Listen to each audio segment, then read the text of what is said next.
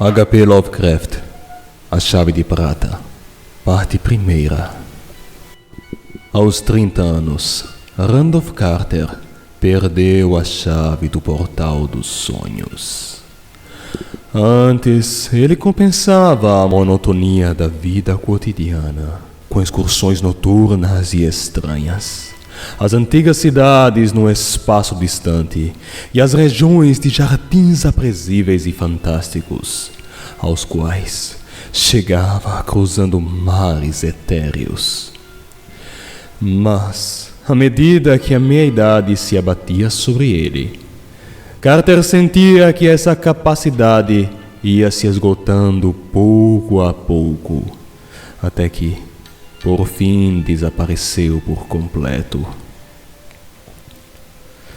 Suas galeras já não poderiam subir o rio Oucranos para além das terras de ouro de Tnar, nem poderiam as suas caravanas de elefantes vagar pelas florestas perfumadas de Cled, onde os palácios esquecidos, com colunas de marfim, dormiam sob a lua, graciosos e inalteráveis.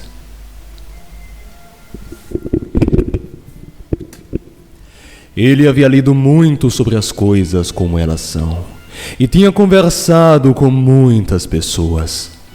Os filósofos, com as melhores das intenções, ensinaram a olhar para as reflexões lógicas entre as coisas e analisar os processos que davam forma aos seus pensamentos e divagações. E então, o encanto desapareceu, e ele se esqueceu de que a vida nada mais é do que um conjunto de imagens existentes em nossos cérebros. Não havendo nenhuma diferença entre as nascidas de fatos reais e as nascidas de sonhos que só existem em nossa intimidade. E que não há qualquer motivo para considerar mais valiosas umas que as outras. O costume o tinha enchido com a reverência supersticiosa por tudo que é tangível fisicamente e o tornara secretamente envergonhado de suas visões. Os homens sábios lhe disseram que suas fantasias ingênuas eram fúteis e infantis, e ele acreditara. Por quê? Era capaz de ver que elas poderiam facilmente de fato ser assim.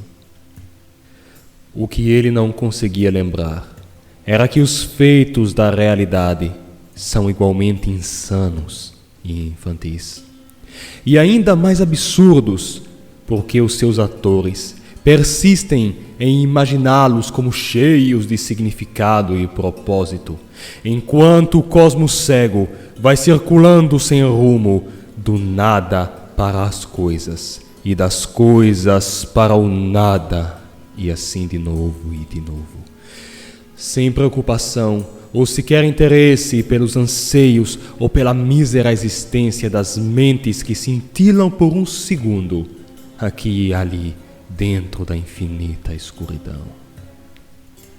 Eles o acorrentaram às coisas que existem e depois explicaram a ele o funcionamento delas, até que o mistério desapareceu do mundo. Quando ele se queixava e sentia o desejo imperioso de fugir para as regiões crepusculares, onde a magia moldava todos os pequenos fragmentos vividos e as associações prezadas de sua mente em visões de ansiada expectativa e deleite insaciável, eles o voltavam em direção aos prodígios recém-descobertos da ciência e o encorajavam a encontrar a magia no vórtice do átomo e o mistério nas dimensões do céu. E quando ele falhava em encontrar essas dádivas nas coisas cujas leis são conhecidas e imensuráveis, diziam a ele que lhe faltava imaginação e que era imaturo, pois preferia a ilusão dos sonhos às ilusões de nossa criação física. Desta forma, Carter tentou fazer o que os outros faziam, tentando convencer-se de que os eventos e emoções da vida comum eram mais importantes que as fantasias das almas mais raras e delicadas. Não protestou quando disseram a ele que a dor animal de um porco apunhalado ou de um lavrador dispéptico na vida real é mais importante que a beleza incomparável de Narat, a cidade dos 100 portões esculpidos, com suas cúpulas de calcedônia, de que ele se lembrava vagamente em seus sonhos. E sob a retenção de tais sábios cavalheiros, ele cultivou um meticuloso senso de compaixão e tragédia. Ocasionalmente, no entanto, era inevitável pensar em como eram triviais, inconstantes e sem sentido todas as aspirações humanas, e em como contrastavam os verdadeiros impulsos de nossa vida real com os ideais pomposos que aqueles senhores dignos proclamavam defender. E então, ele recorria à ironia, que o tinham ensinado a usar para combater a extravagância e a artificialidade dos sonhos, porque percebia que a vida cotidiana de nosso mundo é, na mesma medida, extravagante e artificial, e muito menos digna de respeito devido à sua beleza escassa e à obstinação estúpida em não querer admitir a sua própria falta de sentido e finalidade. Assim, ele se foi transformando em espécie de humorista, não percebendo que nem mesmo o humor tem sentido em um universo indiferente e destituído de qualquer padrão verdadeiro de autenticidade. Nos primeiros dias de sua servidão, ele se voltara para a nobre fé fanática que a crença ingênua de seus pais tinha lhe inculcado, pois dela abriam-se caminhos místicos para oferecer alguma possibilidade de escapar desta vida. Porém, uma observação mais cuidadosa o fez entender a falta de fantasia e beleza, e a trivialidade rancorosa e tediosa, a gravidade solene e pretensões grotescas da fé inabalável, que reinava de maneira monótona e esmagadora entre a maioria dos que a professavam, ou sentir em toda a extensão a inaptidão com que tentavam manter vivos, com o fato literal, os crescentes temores e indagações de uma raça primitiva que se confrontava com o desconhecido. Carter ficava entediado com a solenidade com que as pessoas tentavam interpretar a realidade terrena a partir dos velhos mitos, e a cada passo eram refutados pela sua própria ciência arrogante. E essa seriedade inoportuna e fora do lugar matou completamente o interesse que ele poderia ter sentido pelas crenças antigas. Se elas tivessem se limitado a oferecer ritos sonoros e válvulas de escape emocional em seu autêntico aspecto de fantasia etérea. Mas, quando começou a estudar aqueles que haviam abandonado os velhos mitos, achou-os ainda mais detestáveis do que aqueles que os respeitavam.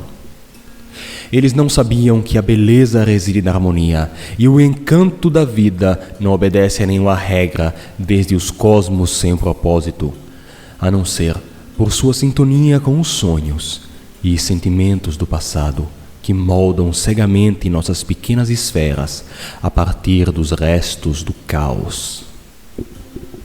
Eles não viam que o bem e o mal, a beleza e a feiura são apenas produtos ornamentais do nosso ponto de vista, cujo único valor reside em sua relação com o que o acaso levou nossos pais a pensar e sentir, e suas características, mesmo as mais sutis, são diferentes em cada raça e em cada cultura.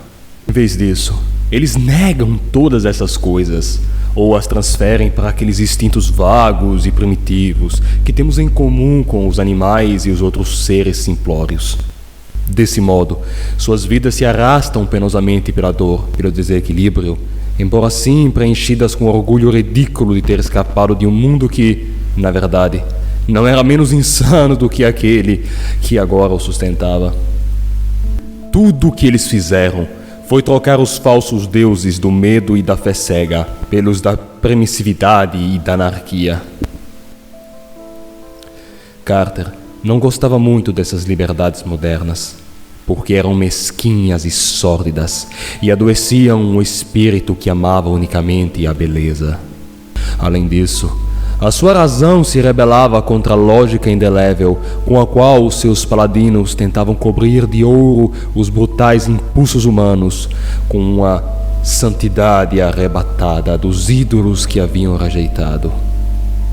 Ele via que a maioria das pessoas, assim como o trabalho desacreditado do clero, não podia escapar da ilusão de que a vida tem um significado diferente daquele que os homens atribuem a ela, e tampouco abandonar as noções grosseiras da ética e dever que estivesse além daqueles da beleza, mesmo quando, de acordo com suas descobertas científicas, toda a natureza gritava aos quatro ventos sua irracionalidade e a imoralidade impessoal que persevera no universo. Desvirtuados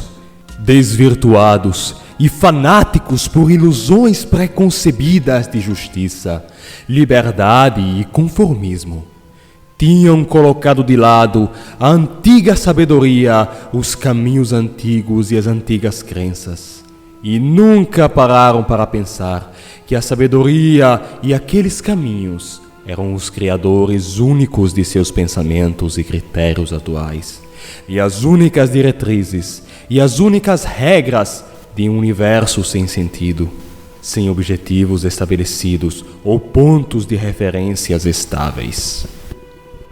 Tendo perdido esses pontos de referência, suas vidas ficaram sem rumo e sem interesse, até que, por fim, tiveram de afogar o tédio na agitação e na pretensa utilidade, em aspecto sem importância, e na tal empolgação em disposições bárbaras e em prazeres bestiais. E quando tudo isso os deixou enfadados ou, obviamente, decepcionados, ou com náuseas ou com repulsas, então eles cultivaram a ironia e a amargura e culparam toda a ordem social. Nunca perceberam que seus princípios brutos eram tão instáveis e contraditórios quanto os deuses de seus anciões, ou que a satisfação de um momento é a ruína do próximo. A beleza, serena e duradoura, só é encontrada nos sonhos. Mas este conforto tinha sido descartado pelo mundo quando, em sua adoração ao real, jogaram fora os segredos da infância e da inocência. E em meio a esse caos de falsidade e inquietação, Carter tentou viver como convinha um homem digno, com um bom senso e uma boa família, com os seus sonhos desaparecendo, com o ruído e o avançar da idade. Ele não conseguia mais acreditar em mais nada. Porém, seu amor pela harmonia o manteve nos caminhos adequados à sua raça e condição. Caminhava impassivelmente pelas cidades dos homens e suspirava, porque nenhum cenário parecia inteiramente real, porque cada feixe de luz amarela do sol refletindo nos telhados altos e cada vislumbre das praças e balaustras nas primeiras luzes do anoitecer servia apenas para lembrá-lo dos sonhos que um dia sonhou e sentir a saudade das terras etéreas que não sabia mais como encontrar. Viajar era apenas uma piada, e nem mesmo a Guerra Mundial o tocou muito, embora tenha participado desde o início na Legião Estrangeira da França. Durante algum tempo, tentou encontrar amigos, mas logo se cansou da brutalidade de suas emoções e da mesmice e banalidade de suas mentalidades. Alegrava-se levemente por não ter contato com os familiares, porque nenhum deles o compreendia, exceto, talvez, pelo avô e seu tio Christopher, mas ambos haviam morrido havia muito tempo. Foi aí que ele recomeçou a escrever livros, coisa que não fazia desde que os sonhos o tinham abandonado. Mas tampouco encontrou neles alguma satisfação ou alívio, porque até seus pensamentos tinham se tornado desanimadamente mundanos. E ele não conseguia mais pensar em coisas encantadoras, como fazia no passado. O humor irônico tragou todos os minaretes ao crepúsculo que sua imaginação havia criado, e a sua aversão terrena ao improvável varreu todas as flores delicadas e fascinantes de seus maravilhosos jardins nas terras fadadas. A posição de miséria assumida permeava seus personagens com um sentimentalismo enjoativo, enquanto o mito de uma realidade importante e de eventos e emoções humanas significativos rebaixavam toda a sua alta fantasia a uma miscelânea de alegorias mal disfarçadas e sátiras sociais superficiais. Mesmo assim, seus novos romances alcançaram um sucesso que os antigos não conheceram. Mas, justamente porque ele sabia o quanto deveriam ser vazios para agradar uma multidão vazia, queimou-os todos e parou de escrever.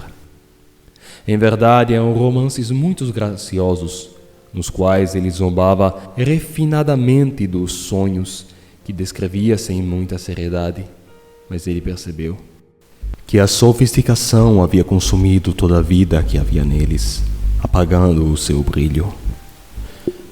Depois dessas tentativas, ele passou a cultivar a ilusão deliberada e mergulhou no reino do grotesco e do excêntrico, como se procurasse um antídoto para o lugar comum. Contudo, esses campos mostraram a sua pobreza e esterilidade, e logo percebeu que as doutrinas ocultistas populares eram tão vazias e inflexíveis quanto as crenças científicas, e não tinham sequer o paliativo da verdade para redimi-las. A total estupidez, a falsidade e a incoerência das ideias não são sonhos e não oferecem à mente superior qualquer possibilidade de escape da vida real. Assim, Carter comprou livros ainda mais estranhos e procurou escritos ainda mais profundos e terríveis, de fantasia e erudição. Mergulhou nos arcanos da consciência que poucos estudaram. Aprendeu sobre os segredos profundos da vida, da lenda e da antiguidade imemorável que o deixaram marcado para sempre. Decidiu viver em um plano mais incomum. Imobilizou sua casa em Boston, de forma a harmonizá-la com as mudanças de seu humor. Dedicou um espaço para cada um de seus humores. Pintou-o com as cores certas e decorou com os livros e objetos adequados, guarnições com fontes de sentimentos e, em relação à luz, calor, sons, sabores e aromas. Certa vez, ouviu falar de um homem no sul que era temido por todas as coisas blasfemas que havia lido em livros arcaicos e em tabuletas de barro que contrabandeara da Índia e da Arábia. Carter foi visitá-lo, morou com ele e compartilhou de seus estudos por 7 anos, até que foram surpreendidos pelo horror no meio da noite em um antigo cemitério desconhecido. e dos 2 que lá haviam entrado, apenas um retornou. Então ele voltou para Arkham, a velha cidade assustadora e assombrada, na Nova Inglaterra, onde seus ancestrais haviam vivido. E lá fez experiências na escuridão, entre veneráveis salgueiros e telhados arruinados, o que o fez selar para sempre certas páginas do diário de um de seus predecessores, de mentalidade excepcionalmente assustadora. Mas esses horrores só o levaram aos limites da realidade, e não sendo capaz de penetrá-los, não alcançou a região autêntica dos sonhos pela qual vagava durante a sua juventude. Dessa maneira, quando contemplou 50 anos, perdeu toda a esperança de paz ou felicidade, em um mundo ocupado demais para notar a beleza e intelectual demais para tolerar os sonhos. Tendo finalmente entendido a fatalidade de todas as coisas reais, Carter passou seus dias na solidão, lembrando-se com saudade dos sonhos perdidos de sua juventude. Considerava uma estupidez continuar vivendo e, por meio de um conhecido da América do Sul, conseguiu uma poção singular, capaz de mergulhá-lo sem nenhum sofrimento no esquecimento da morte. A inércia e a força do hábito, no entanto, o fizeram adiar essa decisão, e ele permaneceu indeciso em meio aos pensamentos dos velhos tempos. Removeu tudo que estava nas paredes e redecorou a casa como era em sua juventude. Recolocou as cortinas roxas, os móveis vitorianos e todo o resto. Com o passar do tempo, quase chegou a se alegrar por ter adiado o seu intento, pois suas lembranças de juventude e a sua ruptura com o mundo fizeram com que a vida e seus sofismas parecessem muito distantes e irreais, especialmente depois que um toque de magia e esperança voltaram a se esgueirar em seus repousos noturnos. Por anos a fio, em suas noites de sono, Carter só tinha visto reflexos distorcidos das coisas cotidianas, tal como os sonhadores mais vulgares as viam. Mas agora, ele estava começando a vislumbrar novamente o brilho de um mundo mais estranho e mais fantástico, de uma natureza confusa, mas assustadoramente imanente.